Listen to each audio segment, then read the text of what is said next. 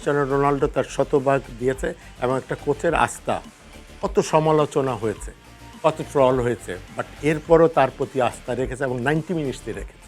তো তাদের সেক্ষেত্রে আমি মনে করি যে কোচের আস্থার প্রতিদানটা Right. দেওয়া এবং তাকে যে সমীহ করে খেলাচ্ছে তা না। এতদিন যাবৎ যেই ফরমেশনে তারা খেলেছে, লোন স্ট্রাইকার হিসাবে ক্রিস্টিয়ানো রোনাল্ডোকে রেখেই তারা ছক বেঁধেছে, তো সেই ছকটাকে কাজে লাগাতে পেরেছে। আমি মনে করি যে কোচের দিক থেকে সাকসেস। একটা খারাপ ম্যাচ পার করার পরে সেখান থেকে এসে হ্যাট্রিকের একটা চান্স ক্রিয়েট করা, তিনি 2টি গোল করেছেন, 5-0 গোলে ম্যাচ জিতেছে। এটা আসলে এবারের পর্তুগালকে কতটা অ্যাডভান্স করে রাখলো এই ম্যাচে? যদিও প্রতিপক্ষ উজবেকিস্তান, বাট এটা ওয়ার্ল্ড কাপের আসর। না, আমি যেটা লাস্ট ম্যাচ ড্র করেছে সেটাকে আমি বলি এরকম হতেই পারে। একটা এটা যদি লাস্ট স্টেজে যে হতো তাহলে তো আরও খারাপ হতো, যে এই ম্যাচ না জিতলে সে আউট হয়ে যাবে, সেখানে ড্র করলে বাদ হয়ে যেত। তো আমি মনে করি যে সাথে ড্র করাটা আমার কাছে মনে হচ্ছে তাদের ইন্সপায়ার করেছে। এবং ক্রিস্টিয়ানো রোনাল্ডোর খেলা যদি কালকের ম্যাচে দেখেন, এবং প্রতিটি প্লেয়ারেরই ডিসপারেটনেস প্রথম থেকে, যদিও মনে হয়েছে যে একটা দুর্বল টিমের অ্যাগেনস্টে একদম সর্বাত্মক চেষ্টা করাটা, এটা কিন্তু প্রথম থেকেই করেছে। 6 মিনিটের মাথায় গোল দিয়েছে এবং যেই গোলটি দিয়েছে সেটা আমার কাছে মনে হয় যে তার যে ডেসপারেটনেস, গোলের জন্য যে ক্ষুধার্ত, এটা কিন্তু কালকে সে প্রমাণ করেছে। এবং দ্বিতীয় গোলটিও করেছে, হ্যাটট্রিকের সম্ভাবনাও ছিল এবং সেটা থেকে বঞ্চিত হয়েছে। এবং লড়াইটা কিন্তু এই জায়গায় থেমে নাই, শুধু পর্তুগালকে জেতানোতেই লড়াই না, তাকে সুপার যে প্লেয়ারগুলো আছে 3-4 জনের ভিতরে একজন সে থাকতে চায়, 5 জনের ভিতরে একজন থাকতে চায়, সেটাও কিন্তু সে কামব্যাক করেছে। 2 গোল তো অনেকেই দিয়েছে, হ্যাঁ, তো তার ভিতরে ও দিয়েছে 2টি গোল, আর এমবাপ্পে, মেসি এবং হল্যান্ড, তো এইগুলো সবাইকে মানে কাছাকাছি সবাইকে নিয়ে এসে এই গোল্ডেন বুটের জন্য কিন্তু একটা আকাঙ্ক্ষা থেকে যাবে। আমি এই ম্যাচে একটা ট্যাকটিক্যাল বিষয় যদি একটু, আপনি যেহেতু ফুটবল কোচ, ন্যাশনাল টিমেরও কোচ ছিলেন, আমি যদি ভিতিনহা এবং হচ্ছে গিয়ে জোয়াও ফেলিক্স এবং বার্নার্দো সিলভা এবং তার সঙ্গে যদি এই 4 জন ফুটবলারের কম্বিনেশনটা আমি যদি একটু আপনার কাছে করি, যে এটা আসলে লাস্ট ম্যাচও একই ফরমেশনে খেলেছে, এই ম্যাচে হচ্ছে গিয়ে রোনালদোকে একদম পিওর স্ট্রাইকার হিসেবেই খেলিয়েছে। এটা লাস্ট ম্যাচের সাথে এই ম্যাচের আসলে একই ফরমেশন, একই টিম, বাট পার্থক্যটা আসলে কোন জায়গায় দেখলেন? পার্থক্যটা হলো যে কঙ্গো টিমের ফার্স্ট ম্যাচ ছিল, সেটা তারা একটু আফ্রিকান যেটা শারীরিক খেলাটা তারা খেলে অ্যাডভান্টেজটা নিতে চেষ্টা করেছে এবং ভুল ত্রুটি ছিল।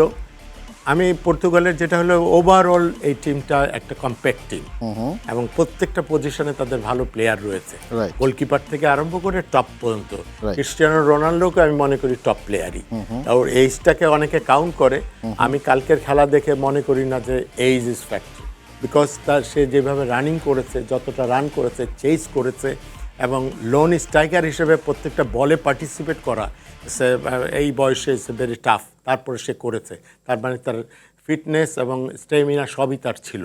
একটা স্ট্যাট তাহলে এখানে একটু যুক্ত করতেই হয়, তিনি 19টি পাসের মধ্যে 14টি অ্যাকুরেট পাস দিয়েছেন, এটার পার্সেন্টেজ অলমোস্ট 70, এবং একই সঙ্গে তিনি হচ্ছে গিয়ে অ্যাটাকিং থার্ডে মোটামুটি বেশ কয়েকবার মুভ করেছেন, তার মধ্যে 60টি টাচ ছিল একদম বক্সের ভিতর, সেখান থেকে তিনি 2টি গোল বের করে নিয়েছেন এবং আরও 2টি গোল মোটামুটি তার আয়ত্তের মধ্যেই ছিল, সেটা হচ্ছে গিয়ে মিস করেছেন। একমাত্র কোচই জানে তাকে কিভাবে ব্যবহার করতে হয়।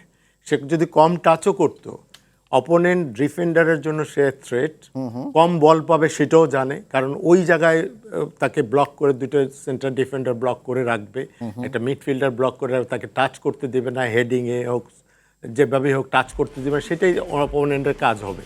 তো সেক্ষেত্রে যেই বলগুলো টাচ করেছে মনে হতে পারে যে একটু কম টাচই করেছে, কিন্তু যেগুলো টাচ করেছে কারেক্ট পাস দিয়েছে।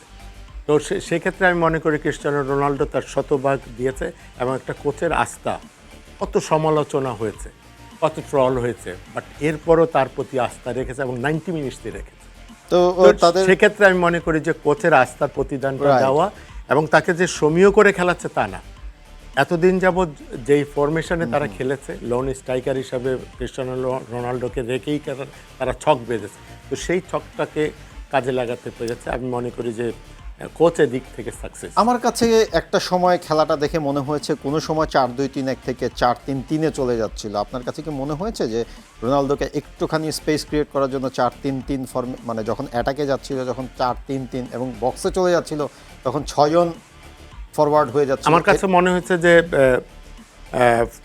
4-1-4-1 ছিল ম্যাক্সিমাম সময় যখন অ্যাটাকিংয়ে যাচ্ছে। আচ্ছা। 5 জন কিন্তু ফরওয়ার্ড লাইনে ছিল, হ্যাঁ, আর একটা মিডফিল্ডার উপরে উঠেছে, আর উইং ব্যাকগুলো তো সাথে ছিলই। রাইট। তো সেই ক্ষেত্রে আমি মনে করি যে এটা অল আউট ম্যাচ খেলার একটা উজবেকিস্তান বলেই হয়তো সেটা করেছে, এবং তারা এই ম্যাচ থেকে গোল এভারেজটাও তারা চিন্তা করেছে যে এখান থেকে গোল বের করতে হবে এবং সামনে যাতে কোনো প্রতিকূলতা পড়তে না হয়, সেক্ষেত্রে গোলটাও চিন্তা করেছে। সিমসন কার্টুনের একটা প্রেডিকশন আছে, এবার নাকি হচ্ছে গিয়ে মেক্সিকো এবং পর্তুগাল নাকি হচ্ছে গিয়ে ওয়ার্ল্ড কাপের ফাইনাল খেলবে। যাই হোক, এটা আসলে পার্ট অফ জোক, বাট একটা বিষয়, 6টা বিশ্বকাপ খেলা এবং প্রতি বিশ্বকাপে গোল করা নিশ্চয়ই ক্রিশ্চিয়ানো রোনালদোর জন্য একটা ডিফারেন্ট একটা উচ্চতায় তিনি গেলেন। এবং এই গ্রুপের যদি আমরা বলি, কলম্বিয়া ম্যাচটি জিতে, এই কঙ্গোর বিপক্ষে ম্যাচ জিতে তারা কিন্তু অলরেডি কোয়ালিফাই করে ফেলেছে সেকেন্ড রাউন্ডে। এখন আসলে পর্তুগালের সেকেন্ড রাউন্ডে গ্রুপ চ্যাম্পিয়ন হয়ে যেতে পারবে নাকি হচ্ছে গিয়ে রানার আপ হয়ে যেতে পারবে, তার একটা সমীকরণ নিশ্চয়ই রয়ে গেছে।